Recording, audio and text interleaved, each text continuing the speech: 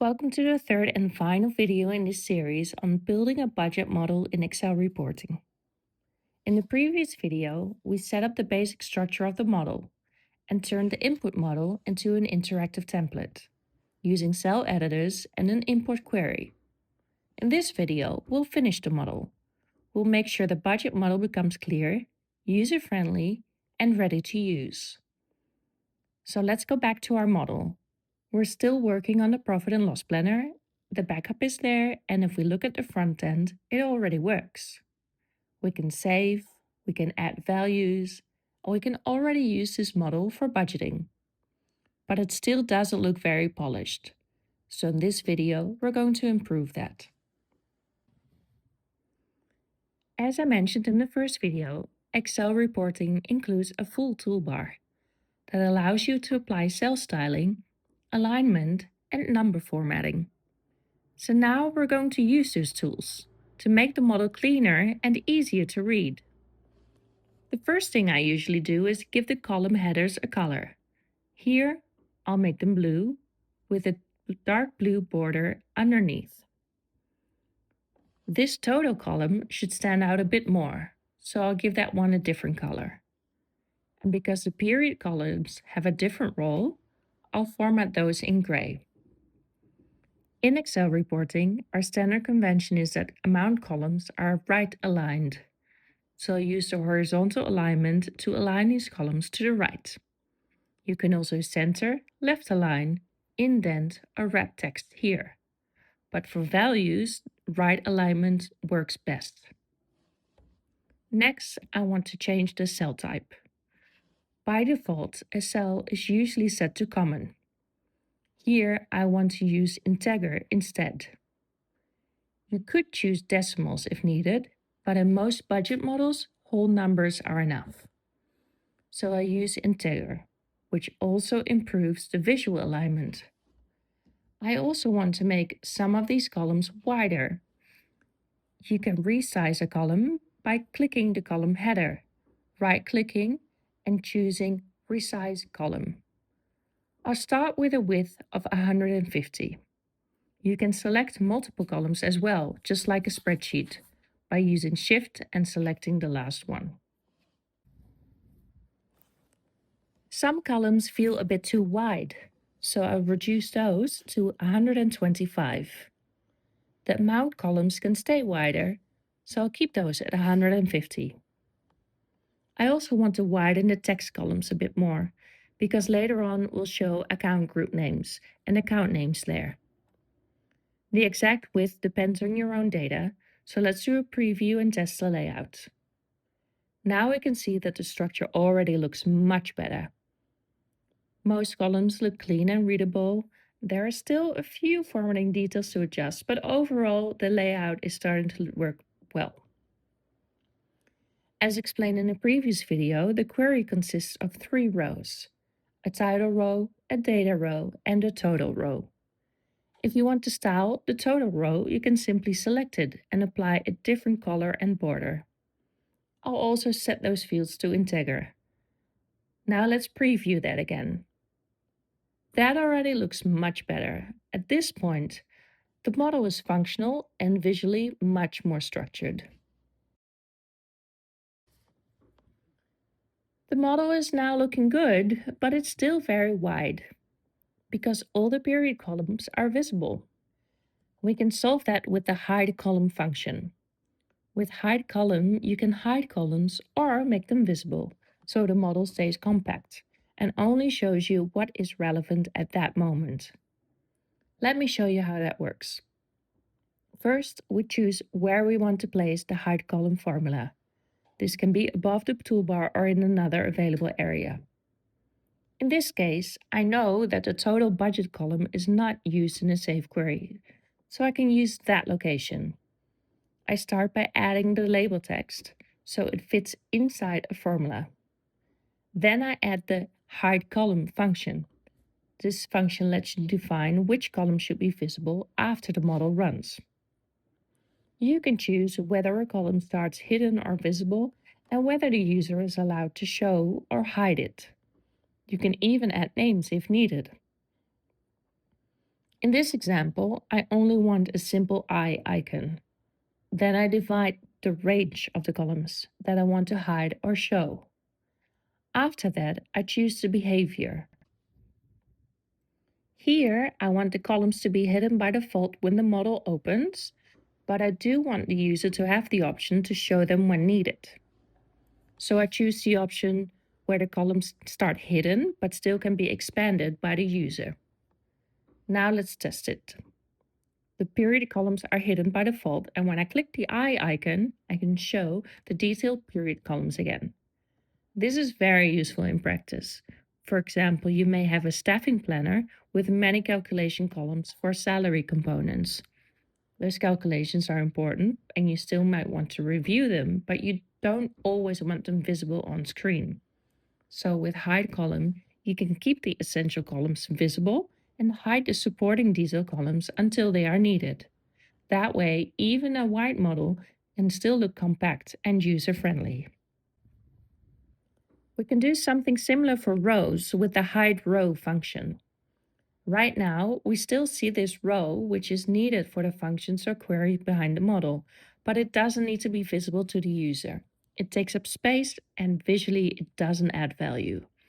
So for that, we use HIDEROW. HIDEROW works in the same way as HIDECOLUMN, but instead of hiding columns, it hides one or more rows. You can decide whether the row is initially shown or hidden, and whether the user has the option to reveal it. In this case, I want the row to be always hidden with no user choice.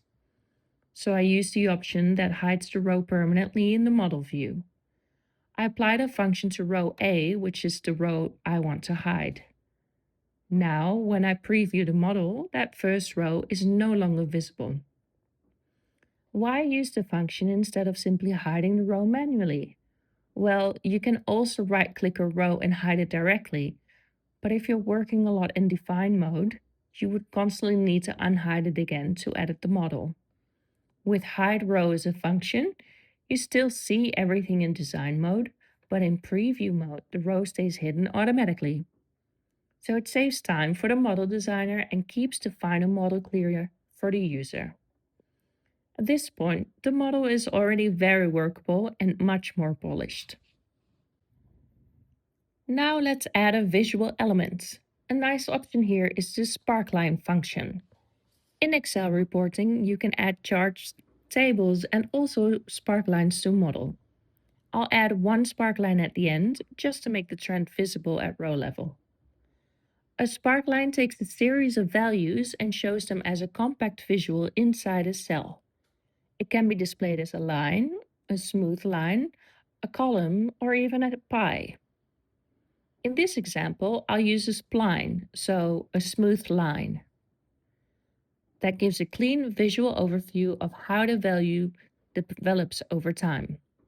I apply the sparkline to the period values so we can see the trend of the budget distribution. For now, I'll keep the default color. At first, nothing happens in define mode, but when we preview the model, we can see the sparkline appear. If I switch between monthly, quarterly, and yearly planning, you can immediately see the pattern change. So this gives you a quick visual summary of the distribution on each line without needing a full chart. It's a simple addition, but it makes the model easier to interpret. Next, I want to add another visual indicator. To do that, I will use the percent function.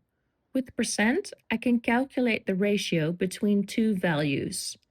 That allows me to create a comparison, for example, between the current result and the previous value. Let me use the final total for that. The percent function takes two values and calculates the percentage between them. The nice thing about this function is that it also includes error handling. For example, if the percentage becomes too large or the calculation would otherwise return an invalid result, the function handles that more neatly. If you simply divide value A by value B yourself, you would need to build that error handling manually.